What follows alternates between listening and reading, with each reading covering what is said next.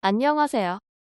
오늘은 재판에서 중요한 차이를 가져오는 용어이지만 일반 분들이 혼용해서 사용하는 경우가 많아 헷갈려 하시는 분들을 위해 각하와 기각에 대해서 설명을 드리도록 하겠습니다. 대부분 어떠한 소송이든 일반 당사자의 입장에서 유리한 결과가 나오면 승소, 불리한 결과가 나오면 패소라고 알고 있습니다. 하지만 판결의 유형을 정확하게 분류할 때에는 인용, 각하, 기각으로 분류가 됩니다. 여기서 각하와 기각의 경우는 두 경우 모두 법원이 원고 즉 소송을 제기한 자의 청구를 받아들이지 않는다는 점에서 동일하지만 차이가 있습니다. 먼저 각하라는 것은 소송이 제기되었을 때 그 소송에서 당사자가 하는 이야기들이 맞는지 틀린지를 살펴보는 단계인 본안 심리에 나아가지 않고 신청을 배척하는 판결을 말합니다.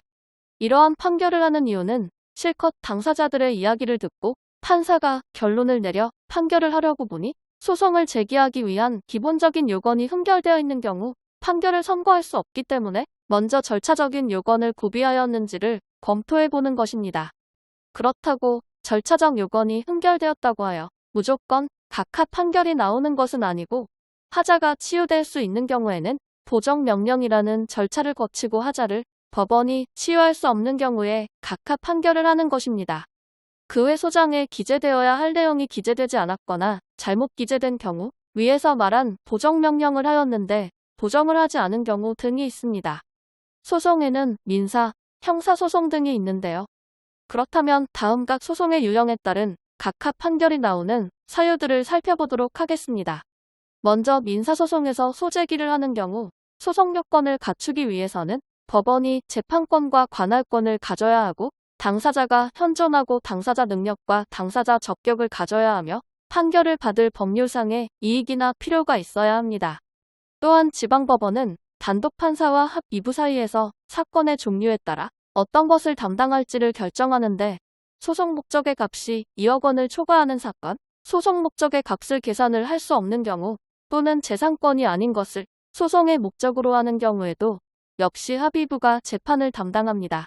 따라서 합의부에서 담당하지 않는 사건을 합의부에 제소한 경우에 각하 결정이 나오게 됩니다. 또한 소송을 제기할 능력이 없는 자, 당사자 능력이 없는 자가 제기한 소송도 각하 결정이 내려지게 됩니다. 그리고 제소의 상대방이 잘못되었거나 존재하지 않는 사람으로 소를 제기한 경우 등에도 당사자 적격의 요건을 갖추지 못하여 각하 결정이 내려지게 됩니다. 형사소송에서는 각하 결정을 용어로 사용하지 아니하고 공소제기 부적법하거나 흠결 사유가 있는 경우 공소기각 결정을 내립니다.